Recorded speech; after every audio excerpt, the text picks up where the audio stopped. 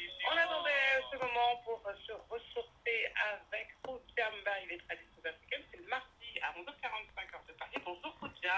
Bonjour Aïssa Thiam, comment vas-tu? Bonjour à tous les auditeurs. On pète la forme, ça se sent. Alors Aïssa, Oui. alors aujourd'hui nous allons parler d'un arbre ou d'une plante qu'on appelle aussi arbre éléphant ou arbre à éléphant. Est-ce que tu en as déjà entendu parler? Absolument pas. Alors ça s'appelle le maroula.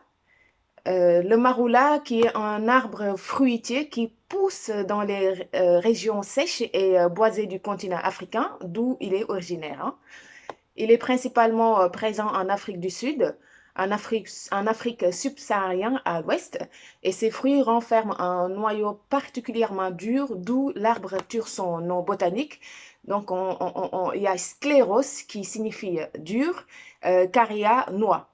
Donc, le maroula est connu sous le nom de Sclerocaria birea cafra et appartient à la famille des Anacardiacées. Il est décrit aussi comme un arbre qui peut atteindre 7 à 18 mètres de haut et est capable de vivre jusqu'à plus de 150 ans, hein. Alors, le maroula est constitué aussi d'un tronc revêtu d'une écorce de couleur grise et ses feuilles vertes forment une couronne au sommet de l'arbre. Et à maturité, ses fruits sont de couleur jaune-orange et possèdent une pulpe blanche et un noyau qui a la taille d'une petite pomme, hein. Le maroula doit sa renommée aussi à ses fruits, d'abord, qui sont très, très délicieux. Et les Africains fabriquent à partir de son fruit, le maroula, de la confiture, du jus, de la bière et une liqueur particulière appelée amarula et qui est connue partout en Afrique australe, hein.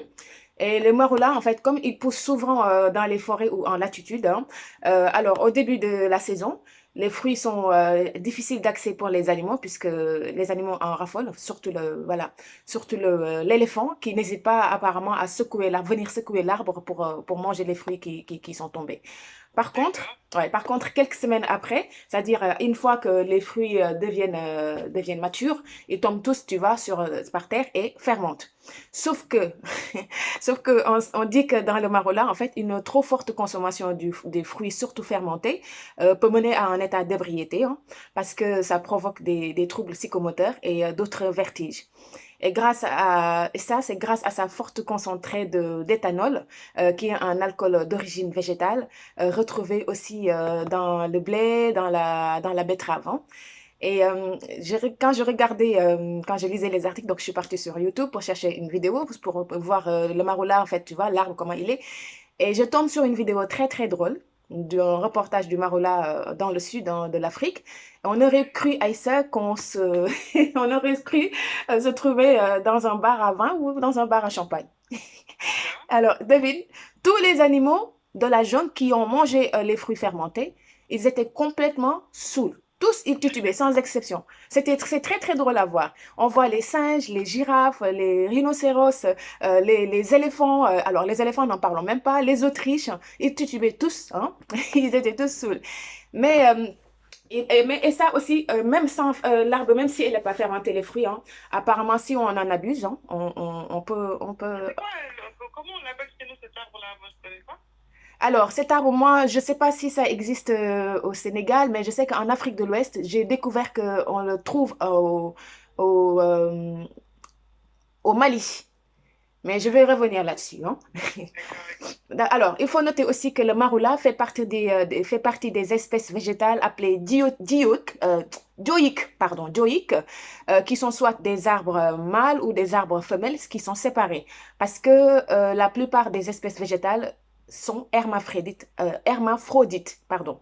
En effet, les Africains aussi ont développé de nombreuses croyances et traditions, hein, autour de l'arbre maroula, parce que le maroula serait un symbole de fertilité et de tendresse, hein, ce qui fait que plusieurs mariages traditionnels sont célébrés au pied de l'arbre de maroua en Afrique du Sud.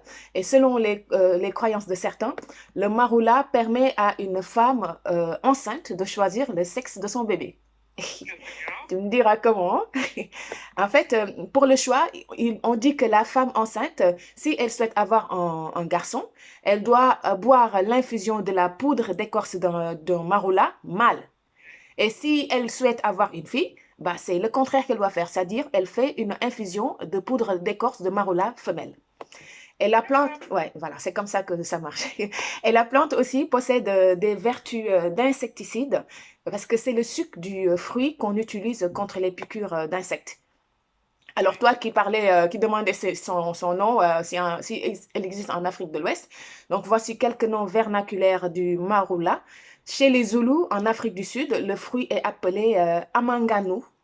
Alors ses graines et son arbre sont appelés aussi en zoulou, hein, umganu, d'accord? Et chez les Bambara, on l'appelle ngunan. Ngunan. Oui, ngunan. Et chez les Maasai au Kenya, on nomme le marula kwangali, ufongo ou lovedu selon les langues locales.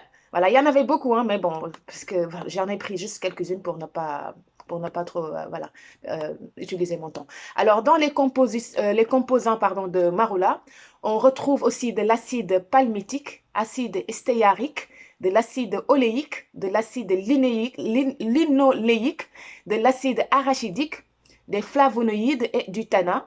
Le tanin, si les auditeurs se souviennent de la dernière fois quand je parlais du safou, en fait, c'est une substance végétale qui empêche les peaux de bêtes de pourrir. Hein. Et les amandes aussi extraites de la graine du fruit contiennent des acides gras riches en antioxydants, en lipides et en protéines, en vitamine A, en vitamine E et en minéraux. D'accord?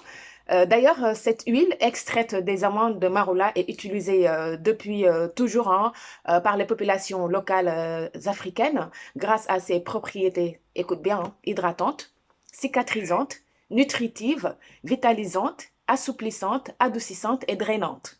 En plus de toutes ces propriétés, hein, l'huile de marula Aïcha est très très riche en vitamine C. Disons, il y a certains qui disent 4 fois ou 8 fois plus riche que celui de l'orange en vitamine C.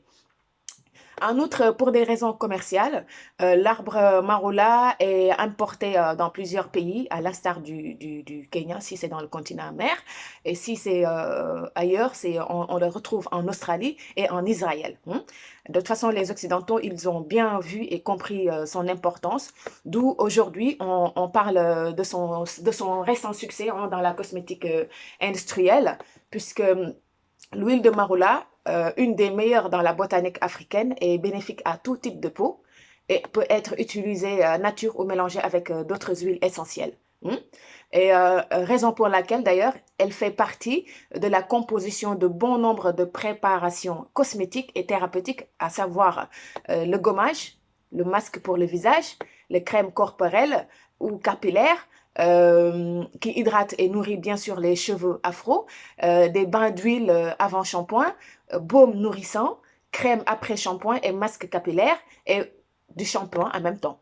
Parce qu'elle nourrit, l'huile de maroua en fait qu'on utilise, elle nourrit et soigne les cheveux abîmés, desséchés ou colorés. Tu vois, quand on a coloré les cheveux et que bah, c'est devenu sec, ça tombe, on peut les revitaliser avec de l'huile de maroula.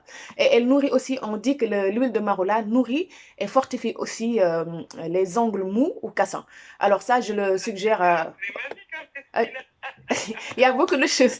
Il y a beaucoup de choses parce que moi, en fait, pour les ongles cassants, j'aimerais bien essayer parce que tu sais, quand on fait plusieurs fois des poses ongles, à force de le faire sans répit, bah, à un moment donné, bah, les ongles, ils vont souffrir.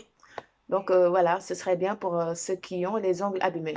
Et en dernier lieu, Aïssa, l'huile de marula, en fait, a une durée de conservation de plus de 2 ans s'il n'y a pas d'additif. Hein.